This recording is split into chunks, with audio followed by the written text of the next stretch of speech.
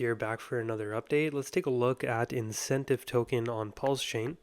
So going back over here to May 2023, we had a 5-wave move to the downside, very explosive waterfall-like move down, and then we came up in another 5 waves from December 2023. So we had a 5-wave move up here, with the 5th wave coming towards the 78 to 70.2% fib, which is a common target for a 5th wave in crypto. You see how we perfectly hit this 702, 786 region over here? Right over here. Perfectly hit it. And then we came down in a 5-wave move. We had a wedge-like structure, had that breakout for your B wave, and now we're coming down for a C wave for your macro B. So remember what I said in my previous videos. Whenever you have a 5-wave move to the downside, you're usually going to have a 3-wave move up. So we have a 5-wave move up in your A, 3-wave move down in your B, and then another 5-wave move up in your C. Now there's no guarantee that this C wave over here will go ahead and sweep this high. So what you would want to look for is a move towards at least the 70.2 to 88.6% fib. Okay, so we would take a look at all of these fibs over here, and it would usually come up 70.2 to 78.6% of the way, right? So it would come up like this. You come up for your C leg, and then you would come down for another 5-wave move. So this over here would be your macro. This over here would be your macro A.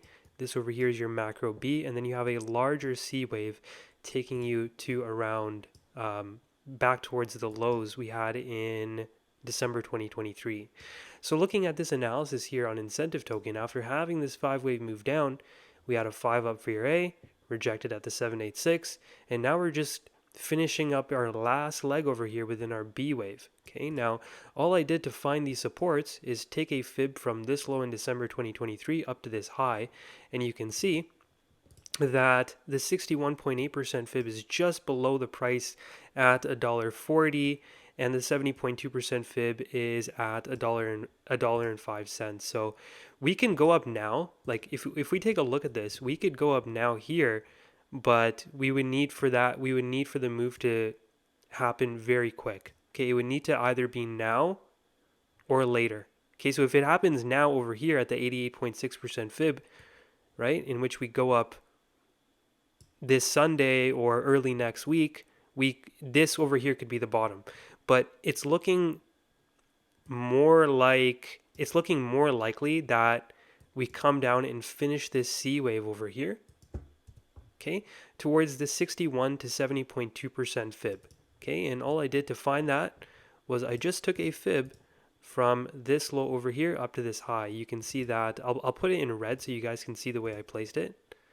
Okay, so I'm actually showing you how to do the analysis. You know, there's a lot of analysts out there that they just show you the chart and they expect you to believe it. But no, I would like to show you exactly how I come to the conclusion of the analysis by showing you how it's done. Just take a fib from this low up to this high. You can already see that we are below the 50% fib over here. You guys see this? So if we look at this, you can see that we're now below the macro 50%.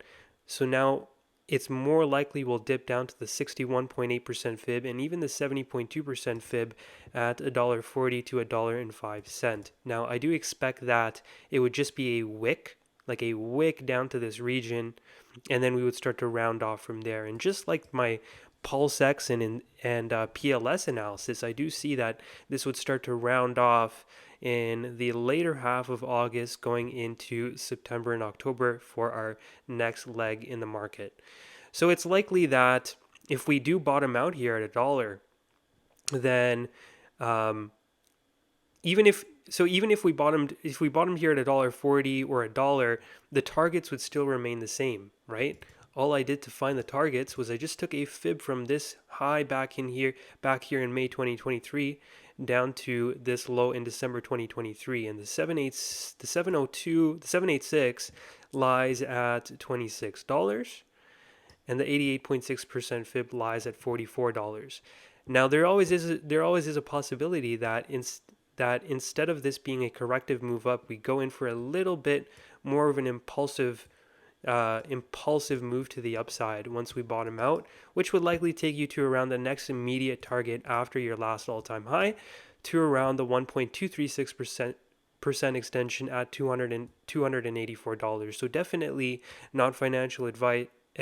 De-risk at these retracements over here as we approach the next leg, or as we're coming up for our next leg, and then save some tokens aside just in case we do hit the 1.236 extension at around $284. Okay, but so far the ecosystem does look like it's about to round off. If you guys haven't seen my PulseX analysis and PLS analysis, go ahead and take a look at that. Very, very similar type of analysis and structure. And it looks like we're within our last leg down before we round off. Hope you guys enjoyed the video. If you want to stay updated with the Richard ecosystem, then definitely click the link in the description below. Peace out and take it easy. See you in the next one.